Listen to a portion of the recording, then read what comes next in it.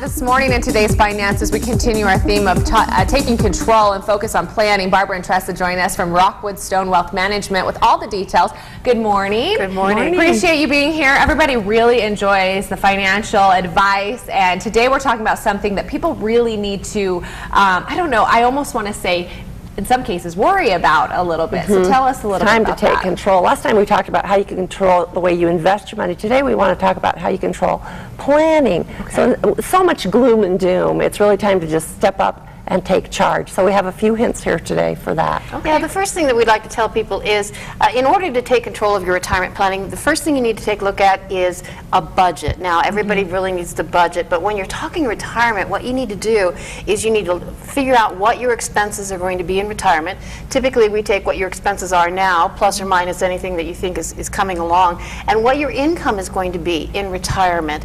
Once you get that number, then you can figure out how much you need to save in order to cover the gap that's going to be between your expenses and your income. Sure. First thing.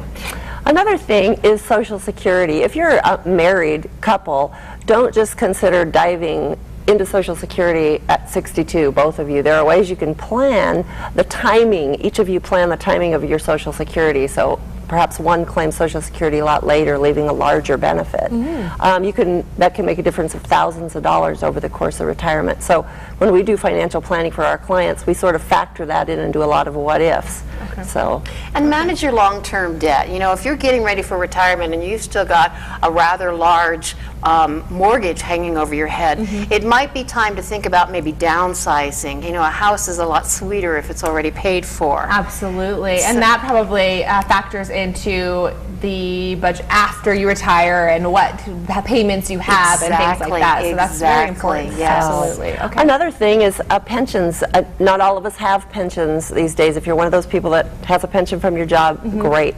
But others who have built a nice 401k balance, you have to be very careful with it and look toward creating a personal pension, such as through particular annuities or through investments that throw off income to you. You just don't leave all your money in the stock market. You have to make sure that every investment you have is going to help provide you with income so that you're not invading all of your principal. Okay. And you need to manage your tax liability as well. So many of us, you know, go ahead and save in our 401k or save in our pension, and here we are retired, and all of that money from the pension, all of the money from the 401k, all of the money from the IRA is all taxable income. So if you kind of plan ahead and maybe fund a Roth, that income is tax-free. Buy municipal bonds, typically that income is tax-free. Get into some dividend-paying stocks, that income typically is taxed less than ordinary income, and you can thereby manage your taxation a lot better. And it's terrible when you've got X number of dollars theoretically coming in for retirement income, and 25–30% of it is going back to Uncle Sam. So you need to make some plans, and you know, again, we're going to say find a financial advisor who you trust, feel it has your best interest at heart, and sit down with them and do some planning. Absolutely, some really great advice. We appreciate it. If people have more questions, where can they get some information? Give us a call, 233-1122. All right, well, thank you so much for being here this morning.